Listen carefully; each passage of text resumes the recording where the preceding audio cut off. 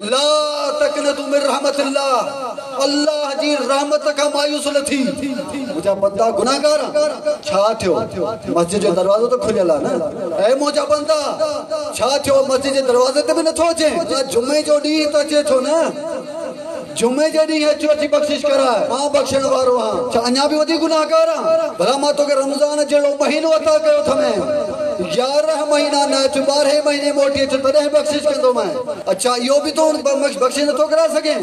मां तोखे ईद जहिड़ो ॾींहुं अता कयो पंहिंजी बख़्शिश करा, मां तोखे मुहर्रम जहिड़ो महीनो अता कयो पंहिंजी बख़्शिश करा, मां विलादत ऐं शहादत जहिड़ा ॾींहं नसीब कया में त हिते अची पंहिंजा ॻोढ़ा ॻाढ़े बख़्शिश करा। अल्लाह अल्लाह बख़्शण वारो। अल्लाह तो चे मुझा बंदा तुंहिंजा गुनाह केतिरा बस इहो ॿुधाए। या अल्लाह बस वॾा गुनाह, या अल्लाह बस घणा गुनाह मां लाइक़ ई न बख़्शे जो।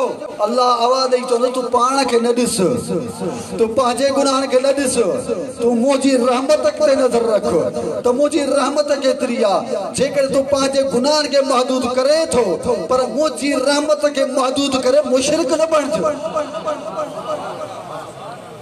मुझी रहमत के महदूद न कर। तुझा गुनाह केतरा है, ॾींहं राति गुनाह थो करे न, तो मुझी रहमत इन खां बि वसी अथई। तुझा गुनाह केतरा उम्र भर गुनाह थो करे, मुझी रहमत इन खां बि वसी अथई। अगर तुझा गुनाह जबलनि जेतिरा आहिनि, मुझी रहमत उन खां बि वसी अथई। अगर तुझा गुनाह इन काइनात जे बराबर आहिनि, यादि रख अल्लाह रब्बुल इज़्ज़त हुजे वसियत रहमती कुल शइ, मुझी रहमत हर उन शइ खां वसी आहे जंहिं जो तूं नालो थो।